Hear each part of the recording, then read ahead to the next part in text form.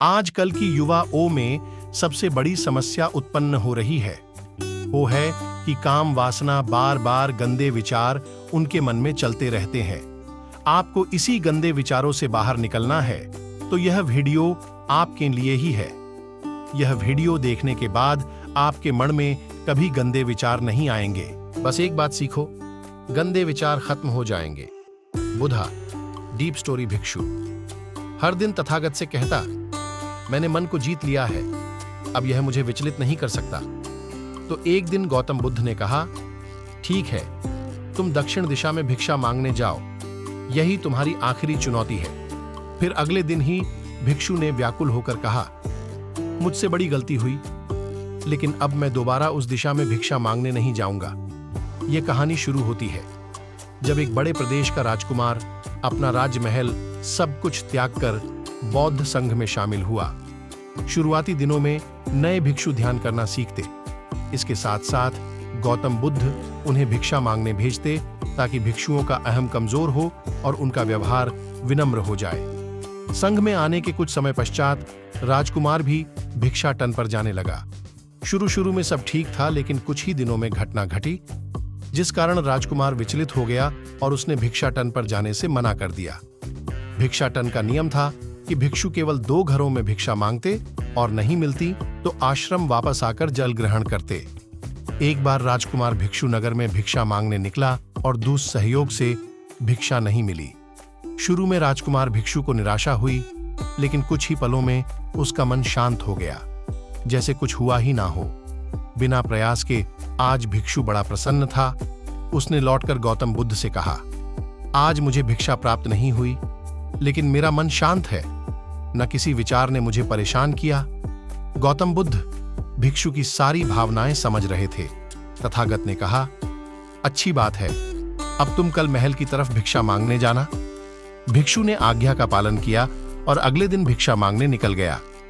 कुछ देर बाद जब भिक्षु महल के आगे से गुजरा तो उसे अपना महल याद आ गया कि कैसे वह ऐशो आराम का जीवन जीता था। भिक्षु ने सोचा, महल में खाने को स्वादिष्ट पकवान मिलते और सेवा करने को कई नौकर होते और सभी प्रकार के सुख मिलते। ऐसा सोचते सोचते भिक्षु के मन में इच्छा हुई कि आज बढ़िया भोजन मिल जाए। तभी भिक्षु सचेत हो गया कि यह सब अतीत की स्मृतियां हैं और मैं केवल इन्हें देख रहा हूं। पुरानी यादों के ताजा होने से मन में कुछ इच्छाएं प्रकट हो रही हैं। यह भी मैं केवल देख रहा हूं। अगर मैं इन शारीरिक इच्छाओं को पूरी करने की लालसा रखूं तो मैं मन की शांत और यह जागृत अवस्था खो दूंगा। भिक्षु ने महसूस किया कि जब जब हम स्वयं को 2 कदम आगे ले जाते हैं, चेतना का स्तर ऊपर उठाते हैं, तब तब मन इस प्रकार के खेल खेलता है। जब हम मन को शांत करने लगते हैं तब मन हमें बेचैन करने की पूरी कोशिश करता है। भिक्षु यह सोचकर बहुत खुश हुआ, क्योंकि आज उसने आत्मचिंतन से मन के बारे में गहरी समझ और सूक्ष्म दृष्टि प्राप्त कर ली। भिक्षु ने आश्रम आकर गौतम बुद्ध को सारी बात बताई और कहा, तथागत, आज मुझे आपकी कृपा से सूक्ष्म दृष्टि प्राप्त हुई। मन हमें बार बार इच्छाओं में उलझाना चाहता है। महल को देखकर मुझे भी पुराने सुखों का स्मरण हो आया, लेकिन आज भी विचार मुझे छू नहीं पाए। गौतम बुद्ध ने कहा, अच्छी बात है, कल नगर की दक्षिण दिशा में जाना, वहां एक हवेली है, वहां मन और विचारों पर उपदेश देकर आना। भिक्षु बहुत खुश हुआ। आज वो जल्दी जल्दी चल रहा था, क्योंकि वो उपदेश देने जा रहा था। पर दोस्तों, इस बार की यात्रा भिक्षु पर भारी पड़ने वाली थी। कुछ ही देर में भिक्षु हवेली पहुंचा और भिक्षा के लिए आवाज लगाई। आवाज सुनकर एक सुंदर युवती बाहर आई। भिक्षु ने सोचा कि इस युवती की सुंदरता को देखकर मेरे मन में कोई विचार नहीं आना चाहिए, क्योंकि मेरा यहाँ आने का प्रयोजन तो इसको उपदेश देना है। युवती ने भिक्षु को प्रणाम किया और कहा, आइए, पहले भोजन ग्रहण कीजिए। भिक्षु ने भोजन किया, फिर सोचा कि उपदेश देने से पहले थोड़ा आराम कर लेता तो अच्छा होता। भिक्षु यह सब सोच ही रहा था। इसी बीच युवती ने कहा, श्रीमान, आपने अभी अभी अन्न ग्रहण किया है, अब थोड़ा आराम कर लीजिए, फिर उपदेश शुरू करना। यह सुनते ही भिक्षु सतर्क हो गया। जो योजना वह मन में बना रहा था, यह महिला वह सब भिन्न बताए करती जा रही थी। भिक्षु ने सोचा, यह सब संयोग है, यहां लोग भोजन के बाद आराम करते होंगे। फिर भिक्षु आराम करने लेट गया और विचार करने लगा कि महिला कितनी समझदार है और इसकी सुंदरता बेजोड़ है। अगर मैं राजकुमार होता तो ऐसी ही स्त्री के साथ विवाह करता। भिक्षु के मन में ऐसे ही कुछ विचार चल रहे थे। इतने में युवती फिर से आई और बोली, अगर आप राजकुमार होते तो मुझे उपदेश कैसे रहते? भिक्षु जी, आप तो मुझे उपदेश देने आए थे ना? युवती का इतना कहते ही भिक्षु को स्पष्ट हो गया कि युवती तो मन पढ़ सकती है। भिक्षु घबरा गया और हाथ जोड़कर पूछा, क्या आप मेरा मन पढ़ सकती हैं? युवती ने कहा, क्षमा कीजिए, ध्यान करते करते मेरा मन शांत हो गया है, इसलिए बड़ी आसानी से मुझे दूसरों के विचार अपने आप महसूस हो जाते हैं, उनकी भावनाएं समझ आ जाती हैं। जब भिक्षु ने सुना तो उसके पैरों तले जमीन सरक गई। फिर बिना कुछ बोले भिक्षु तत्काल आश्रम की ओर चल पड़ा। रास्ते में चलते हुए भिक्षु का दिमाग फटा जा रहा था। उसकी बेचैनी बढ़ गई थी। भिक्षु खुद को कोसने लगा कि मेरे मन में युवती के लिए ऐसे विचार क्यों आ रहे थे। उसने मेरे बारे में क्या सोचा होगा? अगर यह बात लोगों को पता चलेगी तो लोग भिक्षुओं और संघ के बारे में क्या सोचेंगे? आज भिक्षु बहुत लज्जत महसूस कर रहा था और वह थोड़ी ही देर में आश्रम पहुंच गया। जब भिक्षु गौतम बुद्ध के सामने पहुंचा तो तथागत ने देखा कि उसके चेहरे की रौनक जा चुकी है। दोनों कंधे झुके हुए थे। भिक्षु ने बुद्ध से कहा, अब मैं कभी भिक्षा के लिए नहीं जाऊंगा। तथागत ने कहा, पहले आराम से बैठो, फिर मुझे बताओ कि तुम्हारी चाल में इतनी थकान क्यों है? आज तुम्हारे चेहरे पर तेज की जगह ग्लानि की भावना क्यों है? भिक्षु ने सारी बात बताई और कहा, मैं सब कुछ जानते हुए भी महिला की सुंदरता के बारे में और अन्य चीजों के बारे में सोच रहा था। मैं मन से पूरी तरह हार गया। अब मैं कभी उस दिशा में नहीं जा पाऊंगा। मैंने बौद्ध संघ का भारी अपमान किया है। गौतम बुद्ध ने कहा, सबसे पहली बात, परेशानी को बढ़ा चढ़ाकर मत सोचो। अगर कुछ बुरा हो जाए तो एकदम से यह मत सोचो कि सब खत्म हो गया। बिना सोचे निष्कर्ष पर मत जाओ।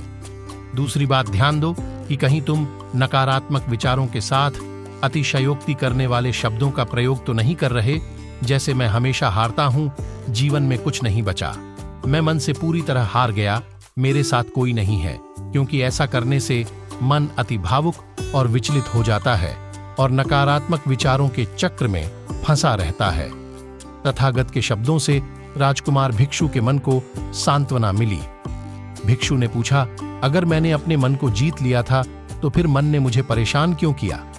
गौतम बुद्ध ने कहा, सबसे पहले यह समझो कि विचार पैदा कैसे होते हैं। पहले बाहर कुछ हुआ, फिर उस घटना के प्रति अंतर्मन ने प्रतिक्रिया की। इस कारण शरीर में भावना या सनसनी पैदा हुई। फिर इस सेंसेशन या फीलिंग के प्रति तुम्हारे सचेत मन ने यानी कॉन्शियस माइंड ने प्रतिक्रिया की। इस आखिरी स्टेप को हम विचार कहते हैं। भिक्षु ने पूछा, हमको परेशान करने की विचारों में इतनी शक्ति आती कहां से है?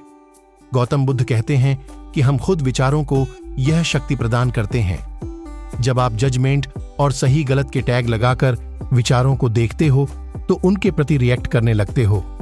एक विचार के साथ अन्य विचार भी सोचने लगते हो। जब तक आप खुद को जज करोगे तब तक मन आपको नीचा दिखाकर हावी होता रहेगा। भिक्षु ने पूछा, फिर मन शांत कैसे होगा? गौतम बुद्ध ने कहा, अगर विचार है तो शरीर में भावना भी महसूस हो रही है, क्योंकि हर विचार भावना के साथ प्रकट होता है। अगर आप अश्लील विचार महसूस कर रहे हो तो इसका मतलब है कि शरीर में एक भावना यानी सेंसेशंस भी महसूस हो रहे हैं और फिर आप उसके बारे में सोच रहे हो या रिएक्ट कर रहे हो, और इसी बात में मन को शांत करने का तरीका छपा है। हर विचार को देखना कठिन है क्योंकि विचारों का वेग तेज है, लेकिन शरीर में महसूस हो रही भावना यानी सेंसेशंस को देखना आसान है, क्योंकि यह देर तक बनी रहती है। अगर इन्हें बिना जजमेंट के सही गलत का मतलब लगाए सिर्फ देखा जाए तो यह गायब भी हो जाती है। तब मन के पीछे जो शांति है वो प्रकट होती है और उस शांति में एहसास होता है कि मन हमारा कुछ नहीं बिगाड़ सकता। हमारा अंतर्मन कैसे ठीक होता है? नॉन जजमेंट से। अगर हम किसी भी इंसान या घटना या फिर अपने मन को बिना जजमेंट के देखते हैं तो मन के साथ साथ अंतर्मन अपने आप स्वस्थ और शांत होने लगता है। अगर तुमने मात्र यह देखा होता कि इस औरत के प्रति विचार केवल मेरे अंतर्मन के रिएक्शन के कारण है और यह मैं केवल देख रहा हूं। मन में बहुत कुछ चल रहा है, लेकिन मैं सांस के प्रति सचेत हूं। मैं शरीर में होने वाली प्रतिक्रिया को देख रहा हूं। तब भी तुम सचेत होकर दृष्टा भाव में लौट आते। मन के पीछे जो शांति है वह हमारी सबसे बड़ी ताकत है।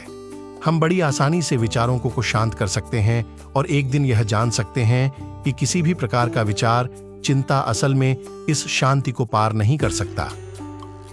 हम हमेशा विचारों से अछूते हैं। गौतम बुद्ध कहते हैं, तुम याद रखो, विचार तुमसे हैं, तुम विचारों से नहीं। तुम हमेशा ही अपने विचारों से शक्तिशाली हो, अपने डरों और चिंताओं से शक्तिशाली हो। अब तुम अगले 7 दिन युवती के घर भिक्षा मांगने जाओगे और ध्यान रखना, अपने विचारों को जज मत करना। अच्छे बुरे विचार केवल तुम्हारा द्वार खटखटाते हैं। तुम केवल इतना याद रखना कि तुम वह शांति हो जिसमें सब प्रकट हो रहा है। अगले दिन भिक्षु पूरे मार्ग जागृत होकर चला। महिला के घर जाने से पहले थोड़ी घबराहट हुई, लेकिन भिक्षु दृष्टा भाव में बना रहा। विचारों को, शरीर में उठ रही भावनाओं को, डरों को, गिल्ट को, सबको बस देखता रहा। जब वापस लौटा तो वह पूरी तरह शांत था। आज उसमें मैंने मन को जीत लिया है, यह अहंकार भी नहीं था। आज उसने सही मायनों में मन को पार कर लिया था। ये वीडियो पसंद आया हो तो चैनल को जरूर सब्सक्राइब करना और डिस्क्रिप्शन लिंक दी ही कि क्रोध को कैसे शांत करे वो वीडियो भी जरूर देखना।